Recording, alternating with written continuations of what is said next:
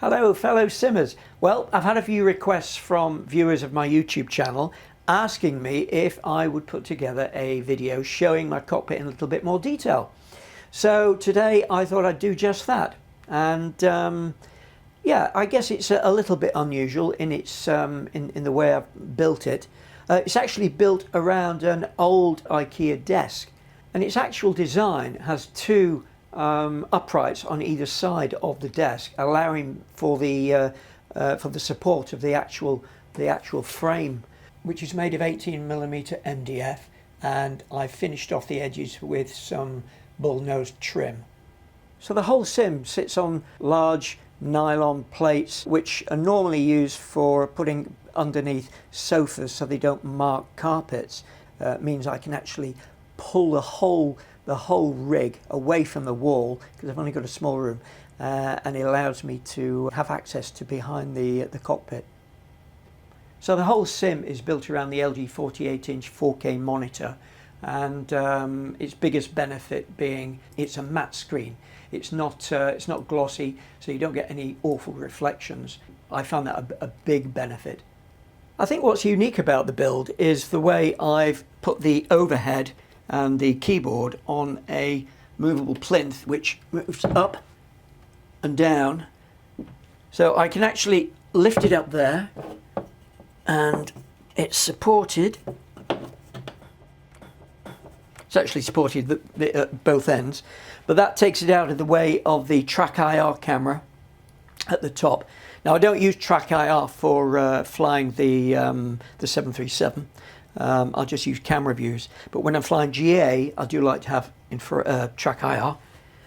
So if it's down like that, which is okay, usable for the 737, it obscures the track IR camera, hence the need for me to be able to move it out of the way.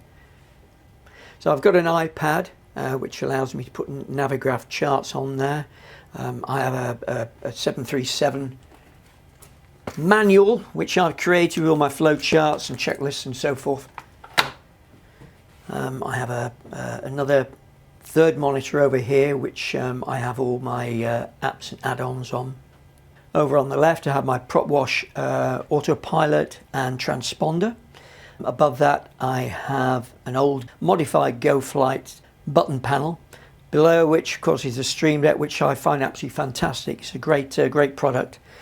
Along which I've got the CPFlight EFIS and MCP panel, which are superb pieces of kit. I also have the Cockpit Master CDU panel, below which I've got my VirtualFlight throttle quadrant.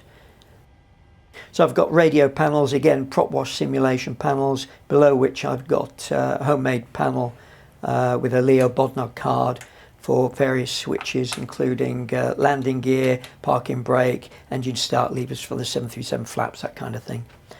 The actual yoke is supplied by FulcrumSim. It's got just enough buttons on the tops of the yoke. Below I fly with the MFG Crosswind Pedals.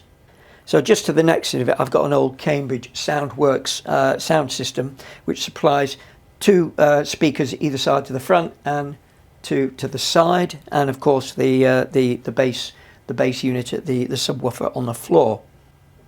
And attached to the base of the seat I've got a Recon 200i transducer which acts as a very efficient body shaker, something I'm very pleased with. So the favourite part of the whole setup is my VRInsight Overhead panel, which works an absolute treat. I love it. I've been using it not too long, for probably about 4 weeks now, and I've found the level immersion go up an extra notch. It really is, it's a truly great piece of kit.